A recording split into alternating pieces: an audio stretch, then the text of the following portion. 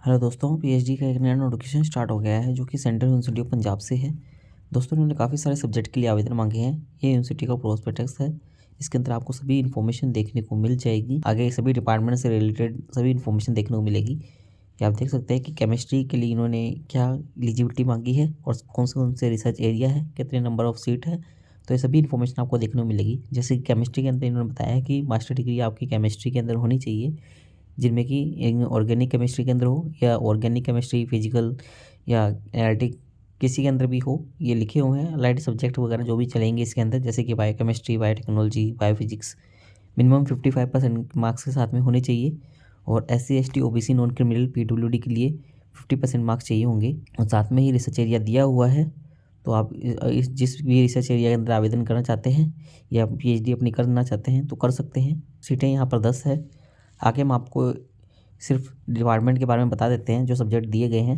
तो आप एलिजिबिलिटी उसके साथ में देख लीजिएगा। नॉर्मल एलिजिबिलिटी सेम ही है, 55% मार्क्स मांगे गए हैं, 5% का रिलैक्सेशन रहेगा।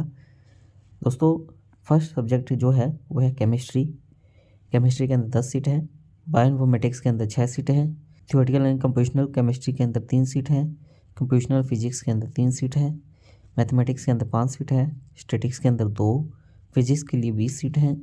बॉटनी के लिए 3, जूलॉजी के लिए 9, बायोकेमिस्ट्री के लिए 6, माइक्रोबायोलॉजी के लिए 9, एग्री बिजनेस के लिए 4, फूड साइंस एंड टेक्नोलॉजी के लिए 7, फिजिकल एजुकेशन के लिए 5, एजुकेशन के लिए 11, कंप्यूटर साइंस एंड टेक्नोलॉजी के लिए 5, एनवायरमेंटल साइंस के लिए 7, जियोलॉजी के लिए 21, जियोग्राफी के लिए 4, ह्यूमन जेनेटिक्स के लिए 4, मॉलिक्यूलर मेडिसिन के लिए 6, मेडिसिनल केमिस्ट्री के लिए 4, फार्मास्यूटिकल साइंस के लिए 4, फार्माकोलॉजी के लिए 3, mass communication and media studies के लिए 5, पॉलिटिक्स एंड IR के लिए 2, इंग्लिश के लिए 2, पंजाबी के लिए 3, परफॉर्मिंग आर्ट्स थिएटर ड्रामा के लिए 2, म्यूजिक के लिए 4, कंपैरेटिव लिटरेचर के लिए 1, लॉ के लिए 10, कॉमर्स के लिए 10, इकोनॉमिक्स के लिए 9, सोशलॉजी के लिए 6, साइकोलॉजी के लिए 1।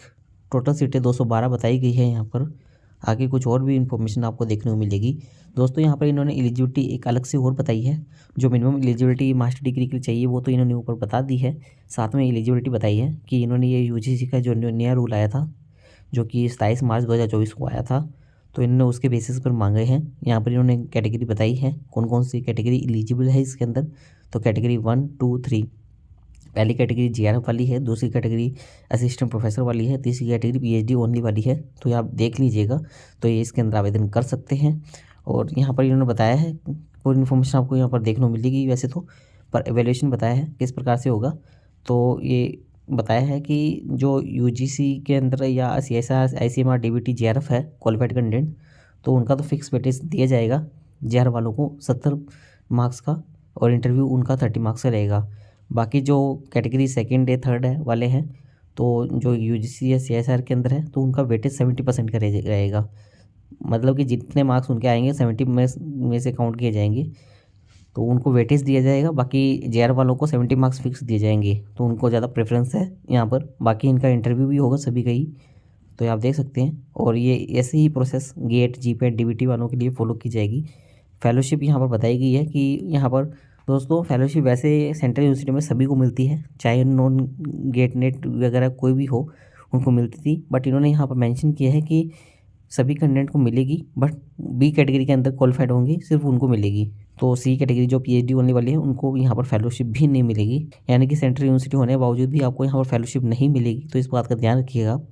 और यहाँ पर गाइडलाइन बताई गई है पार्ट टाइम कैंडिडेट के लिए। तो पार्ट टाइम कैंडिडेट भी यहाँ पर देख सकते हैं कि उनको NOC वगैरह चाहिए होगी, फेलोशिप नहीं मिलेगी। तो ये नॉर्मल रूल वगैरह रहते हैं, किस प्रकार से उनका कोर्स वर्क होगा, पूरी इन्फॉर्मेशन यहाँ पर देखने को मिल जाएगी। आगे हम कुछ अदर इन्फॉर्मेशन भी आपको दिखा सकते हैं। यहाँ पर एडमिशन क्राइटेरिया बताया गया है PhD प्रोग्राम के लिए, तो ये भी आप अच्छे से रीड आउट कर सकते हैं। काफ़ी सारी इन्फॉर्मेशन आपको यहाँ पर देखने को मिलेगी। यहाँ पर अप्लाई करने की लिंक दी हुई है कि आप एडमिशन सेक्शन के अंदर जाके अप्लाई कर सकते हैं। इंस्ट्रक्शन दिया हुआ है कि PhD फॉर्म ये आपको सबमिट किस प्रकार से करना है। तो आपको ये एलिजिबिलिटी अच्छे से रीड आउट करनी है, उसके बाद ही आवेदन कीजिएगा आप। इंपॉर्टेंट इंस्ट्रक्शन भी दिए हुए हैं तो हमें इंपॉर्टेंट इंस्ट्रक्शन भी देख सकते हैं। इंपॉर्टेंट डेट की बात की गई है यहाँ पर। ये एडवर्टाइजमेंट 14 नवंबर को आई थी। ओपनिंग पोर्टल 14 नवंबर ही था इसका, और लास्ट डेट जो रहेगी इसकी वो 27 नवंबर रहने वाली है। इंटरव्यू आपका 10 दिसंबर को रहेगा। रिजल्ट आपका डिक्लेयर उसके बाद में किया जाएगा, और एडमिशन रजिस्ट्रेशन 30 दिसंबर के बाद से रहेगा, और कोर्स वर्क आपका 6 जनवरी 2025 के बाद से स्टार्ट हो जाएगा। और एप्लीकेशन फ़ीस की बात करें तो जनरल ओबीसी के लिए 1000 रुपये फ़ीस है। SC/ST कैंडिडेट के लिए 500 रुपये फीस है। PWD कैंडिडेट के लिए कोई फीस नहीं है। यहाँ पर रिजर्वेशन पॉलिसी भी बताई गई है, जो कि हमने नॉर्मली बताई दी है आपको। 5% का रिलैक्सेशन रहेगा, और मीडियम ये बताए गए हैं प्रोग्राम के क्या है, तो इंग्लिश हिंदी रहेगा। जो लैंग्वेज सब्जेक्ट हैं उनको छोड़कर इंस्ट्रक्शन देने के लिए। बाकी अदर इन्फॉर्मेशन भी दे सकते हैं। ये फ़ी रिफ़ंड के बारे में यहाँ पर बताया गया है, यदि आप एडमिशन कैंसिल करवाते हैं तो। और आगे यहाँ पर फ़ीस स्ट्रक्चर के बारे में बात की गई है। फ़ीस स्ट्रक्चर नॉर्मल है दोस्तों, कम है इसके अंदर। ह्यूमैनिटीज़ के लिए लगभग थीसिस इवैल्यूएशन फ़ीस 16,000 रुपये रहने वाली है। PhD साइंस वालों के लिए भी 16,000 रुपये रहने वाली है। टोटल फ़ीस की बात करें तो हम इनके अंदर अलग अलग है। तो फर्स्ट सेमेस्टर की फ़ीस लगभग आपको 16,250 रुपये लगती है, और इवन सेमेस्टर के लिए 7300 लगती है, और सेमेस्टर के लिए 10,000 के आसपास लगती है। साइंस वालों के लिए 19,000 के आसपास लग जाती है। थोड़ा ही फ़र्क है इसके अंदर। बाकी कुछ अदर चार्जेस वगैरह रहेंगे तो वो लगते हैं यहाँ पर। और ये पार्ट टाइम वालों के लिए बताया गया है कि 20,000 और 25,000 लगते हैं। और हॉस्टल फ़ीस के बारे में बताया गया है। हॉस्टल फ़ीस भी इसकी काफ़ी कम है। तो ये एडमिशन के वक्त आपको 16,000 के आसपास पैसे जमा करवाने होते हैं, और बाकी जो सेकेंड सेमेस्टर से है वो 9,260 के आसपास जमा करवाने होते हैं। और ये SC/ST के लिए भी बताया गया है हॉस्टल फीस क्या रहती है। तो फर्स्ट सेमेस्टर के लिए नील रहती है। बाकी कुछ अदर फीस चार्जेस भी बताए गए हैं यहाँ पर। बाकी अदर फैसिलिटीज़ के बारे में बात की गई है कि कौन कौन सी फैसिलिटीज़ कौन कौन से सब्जेक्ट के अंदर मिलती हैं, तो ये भी आप देख सकते हैं। पूरा यहाँ पर आपको देखने को मिल जाएगा। हम लास्ट के अंदर चलते हैं, क्योंकि लास्ट के अंदर इन्होंने कुछ और इन्फॉर्मेशन भी दी है जो कि आपके काम की हो सकती है। तो वो हम आपको एक एक करके दिखा देते हैं। दोस्तों यहाँ पर इंपॉर्टेंट कॉन्टैक्ट नंबर्स दिए हुए हैं और ईमेल आईडी दी हुई है, जिन पर आप कॉन्टैक्ट कर सकते हैं। ये सभी हेड वगैरह के, ये सभी के दिए हुए हैं, तो आप कॉन्टैक्ट करना चाहें तो कर सकते हैं। और यहाँ पर लिस्ट ऑफ डॉक्यूमेंट्स बताई है कि एडमिशन वक्त क्या क्या रिक्वायरमेंट है आपको।